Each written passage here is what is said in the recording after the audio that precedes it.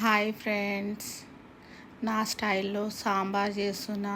ఎంతో ఈజీగా మీరు కూడా మీ ఇంట్లో చేసుకోవచ్చు. ప్రతి ఒక్కళ్ళు వేరే వేరే విధంగా చేస్తారు. నేనైతే సింపుల్గా ఇంట్లో ఉన్న కూరగాయలతోటి ఎప్పుడు చేస్తా. చాలా అంటే చాలా బాగుంటుంది. మీరు కూడా ట్రై చేసి కందిపప్పు 2 టైమ్స్ వాష్ చేసుకొని నేనైతే పసుపు అల్లిమల్లిగడ్డ వేసి కొద్దిగా ఆయిల్ వేసి ఉడకబెట్టడానికి పెట్టేసిన. 3 to 4 విజిల్ అయిపోతే గంటతో కలిపిన స్మాష్ అయిపోతుంది. క్యారెట్స్, మునక్కాడలు, టమాటోస్, ఒక ఆనియను, ఇంట్లో ఉన్న ఏవైనా సరే, సొరకాయ, దొండకాయ, బెండకాయ ఏది ఉన్నా వేసేయండి. పప్పు అయితే ఉడికిపోయింది. ఒక 4 to 5 విజిల్స్ అయిపోయినాయి.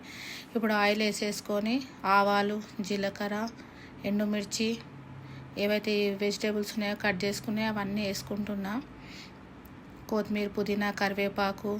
నా ఛానల్ ఫస్ట్ టైం చూస్తుంటే సబ్స్క్రైబ్ చేసుకోండి, లైక్ చేసి షేర్ చేయండి. అల్లిమల్లిగడ్డ, పసుపు, కారము, గరం మసాలా ఇవన్నీ వేసి మంచిగా కొద్దిగా ఒక 2 minutes ఫ్రై చేసినాక కొద్దిగా వాటర్ వేసి దాన్ని ఉడకనివ్వండి. ఏదైతే పప్పు ఉందో మెత్తగా అయిపోయింది. నేనైతే దీంతో స్మాష్ చేసుకుంటున్నా. చింతపండు అయితే కొద్దిగా వేసుకుని, మేము పులుపు ఎక్కువ తినాం కాబట్టి, మీ పులుపు ఎట్లా తింటారో అట్లా చింతపండు వేసుకొని పిసికేసుకొని లాస్ట్కి సాల్ట్ వేసి ఇంకొక 2 minutes ఉడకనిద్దాము. ఉడికినాక ఏదైతే పప్పు అయితే రుబ్బుకున్నామో ఆ పప్పు వేసుకొని మంచిగా మసలనివ్వండి. ఇప్పుడు సాల్ట్ తక్కువ ఉందా ఎట్లుందో చూసుకోండి. సాల్ట్ తక్కువ ఉంటే ఇప్పుడు వేసుకోవచ్చు సాల్ట్.